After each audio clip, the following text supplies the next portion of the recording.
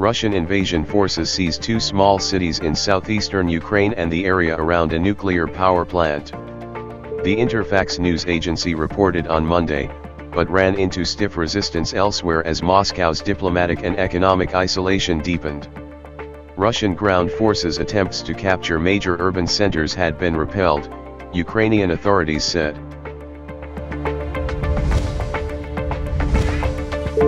A UN human rights monitoring team has confirmed 376 civilian casualties in Ukraine, including 94 deaths, after 3 days of clashes, a UN report showed on Monday.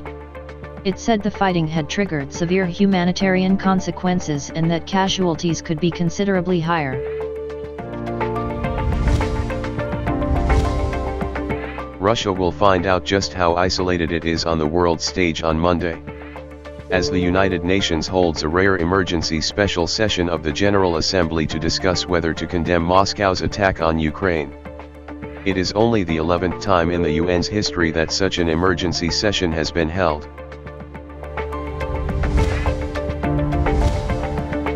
The Russian head of delegation at a major UN climate conference expressed regrets for his country's invasion of Ukraine, which he said lacked justification, according to several sources who heard him speak at the virtual meeting.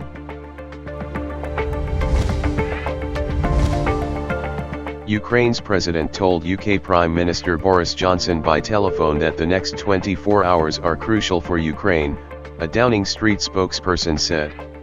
Johnson said the UK and its allies would do everything possible to guarantee that defensive aid reached Ukraine, the spokesperson said in a statement.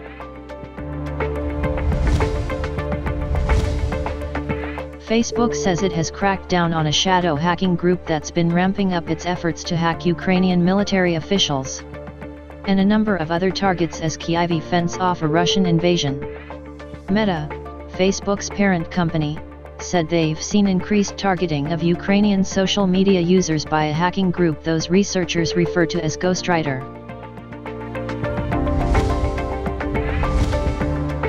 Crude oil jumped while the ruble plunged nearly 30% to a record low on Monday after Western nations imposed tough new sanctions on Russia for its invasion of Ukraine, including blocking some banks from the SWIFT global payments system.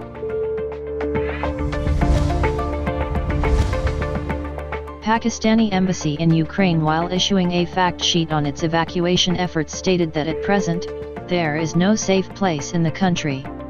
The Pakistani mission shared that 3,000 Pakistani students were studying in Ukraine, out of which 600 to 700 are currently present in the country, while the rest had already left on the advice of the embassy.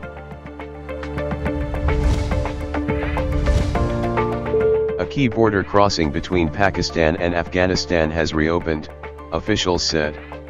Days after fighting between security forces left at least 3 dead.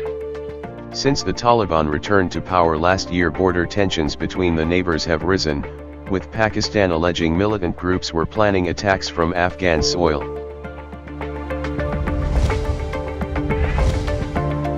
Only 5 COVID-19 deaths and 856 infections surface in last 24 hours in Pakistan.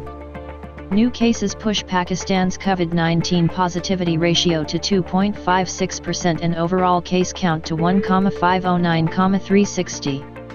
1,756 infected people recover overnight, further lowering active coronavirus case count to 35,898.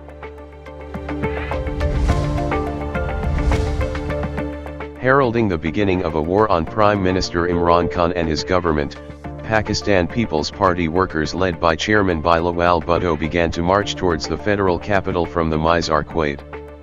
After traveling for more than 8 hours, the caravan made its first stopover at Sujawal, before leaving for Matli for an overnight stay.